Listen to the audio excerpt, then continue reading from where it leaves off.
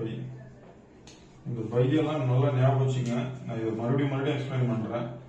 டே மேல போகுது, ஓகேங்களா? இங்க 1227 நான் கொடுத்துருக்கேன்.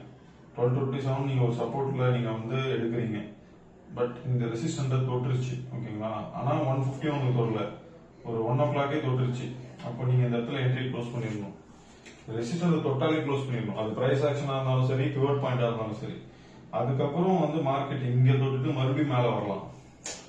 அப்ப நீங்க மறுபடியும் அந்த இந்த 1227 to 151 வந்து பாத்தீங்க அப்படின்னா மறுபடியும் மார்க்கெட் வரும்போது நீங்க இங்க வாங்கிட்டு நீங்க இங்க செல் பண்ணலாம்.